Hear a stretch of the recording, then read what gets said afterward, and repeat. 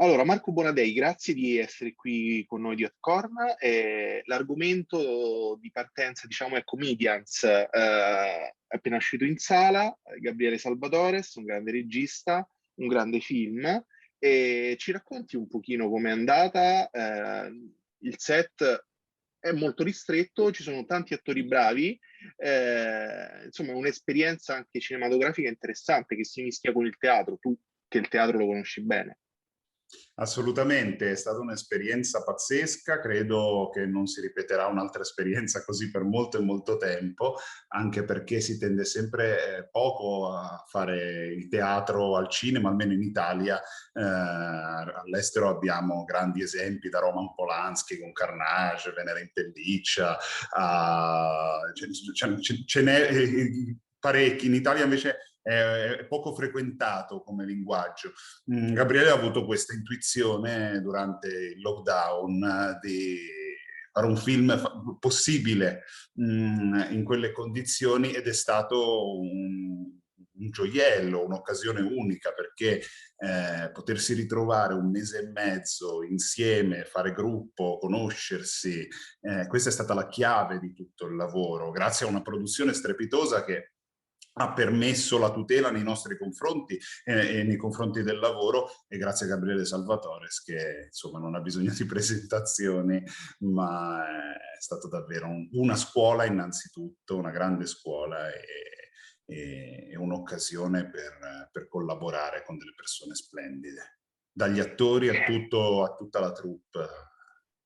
Ecco, appunto, di attori ce ne sono tanti, c'è Natalino Balasso, c'è Christian De Sica, ci sono Ale Franz che conosci bene. Ecco, Ci com'è siamo andata? conosciuti sul set, abbiamo incominciato a collaborare con il Esattamente. film e poi mi hanno invitato nel loro programma come collaboratore. Ecco, cosa ti ha colpito di loro? Com'è andata con tutti questi attori? Incredibile, perché poi sei stato bravissimo, ma siete stati tutti veramente bravi, c'è una, un'organicità, diciamo, e non indifferente. Ecco, ognuno di voi ha delle sfumature, siete tutti diversi, ma appunto tutti bravissimi. Guarda, io credo che innanzitutto il grande merito e il grande talento è la scelta del cast. Saper scegliere non solo un attore per il suo ruolo, ma saper scegliere un gruppo di attori che insieme costituiscano una squadra vincente, quello è già il 70% del lavoro.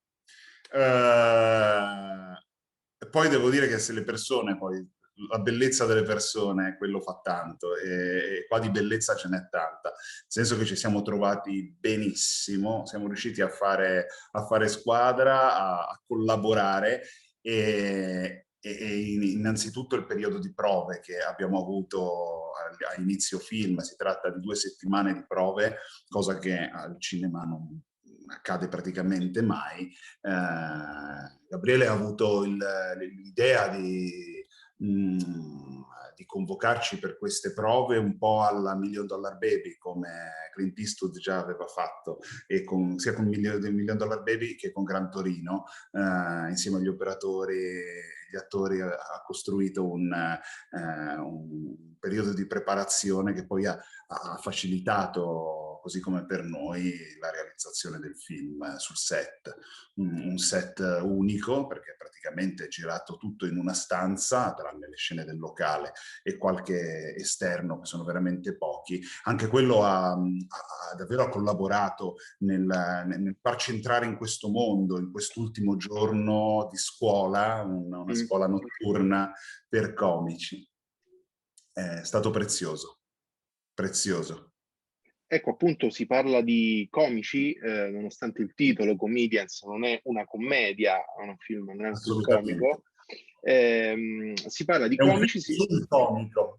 esattamente, quindi ti chiedo, è vera questa cosa? Tu da attore me la confermi che i comici, ma più in generale appunto gli attori, hanno una parte oscura, perché poi il film indaga anche un po' questo aspetto qui.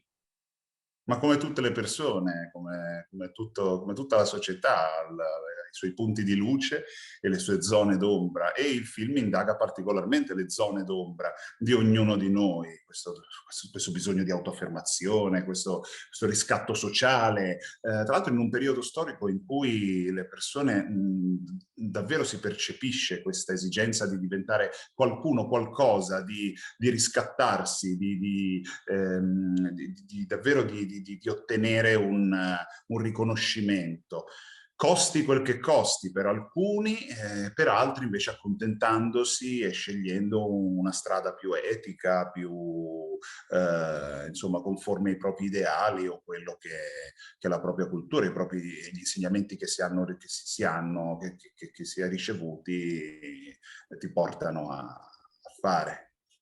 Ecco, poi ci sono due comicità diverse, gli opposti nel film.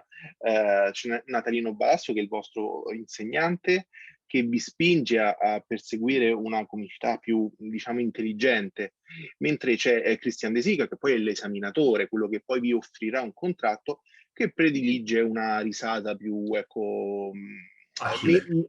più facile, più accessibile, esatto. Quale scegli? Cioè, nel senso, tu da spettatore, cos'è che ti fa ridere?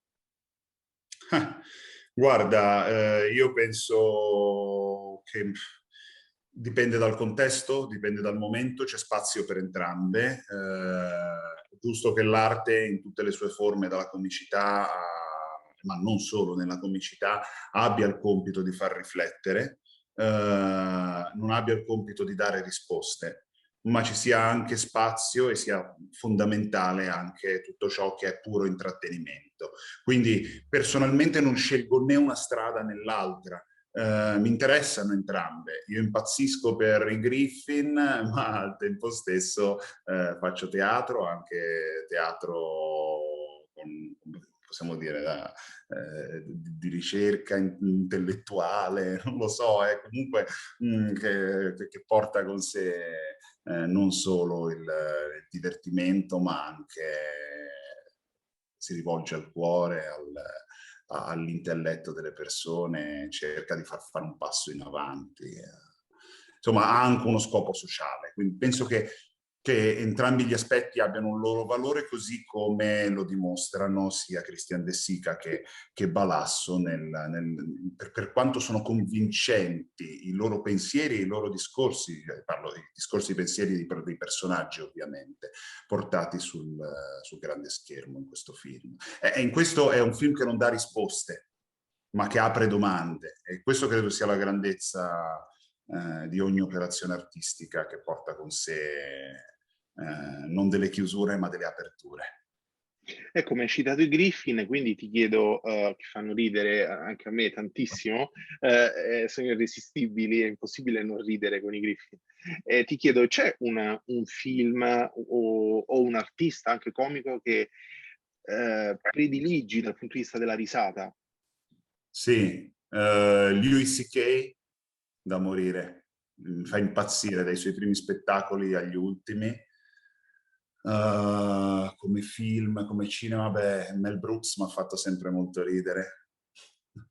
Mi piace parecchio, anche da piccolo, sempre guardato, da Frankenstein Junior a L'ultima follia, che è uno dei meno conosciuti ma è straordinario, un film interamente muto, l'unico che parla è Marcel Marceau, che è un mimo.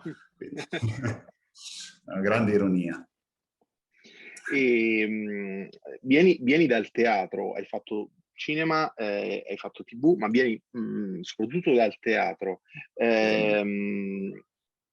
Differenze, o meglio, il set, il palco, dove ti trovi più a tuo agio? Beh, per forza di cose la stragrande esperienza ce l'ho sul palcoscenico, quindi è ovvio che è un linguaggio che oramai mi è più automatico anche.